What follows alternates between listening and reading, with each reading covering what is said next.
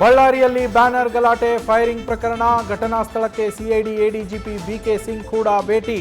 ಸ್ಥಳ ಪರಿಶೀಲನೆಯ ಜೊತೆ ಅಧಿಕಾರಿಗಳಿಂದ ಇಂಚಿಂಚು ಮಾಹಿತಿ ಕಲೆ.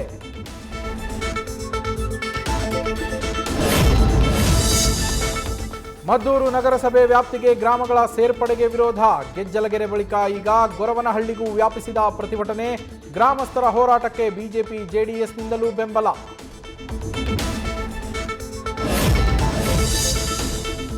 ಮದ್ದೂರು ನಗರಸಭೆ ವಿರುದ್ಧ ಹೋರಾಟ ಮಾಡ್ತಾ ಇರೋದು ರಾಜಕೀಯ ಪ್ರೇರಿತ.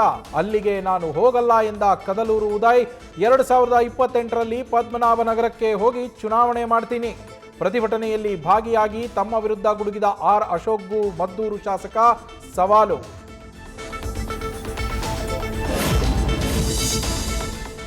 ಜಿಬಿಎ ಚುನಾವಣೆಗೆ ಜೂನ್ ಡೆಡ್ಲೈನ್ ಕೊಟ್ಟ ಸುಪ್ರೀಂ ಕೋರ್ಟ್. ಬೇಸಿಗೆ ರಜೆಯಲ್ಲಿ ಎಲೆಕ್ಷನ್ಗೆ ಸರ್ಕಾರದಿಂದ ತಯಾರಿ. ವೋಟರ್ಗಳ ಪಟ್ಟಿ ಪ್ರಕಟಿಸಿದ ಬಳಿಕ ದಿನಾಂಕ ಘೋಷಣೆ ಬಗ್ಗೆ ಕೋರ್ಟ್ಗೆ ಚುನಾವಣಾ ಆಯೋಗ ಮಾಹಿತಿ.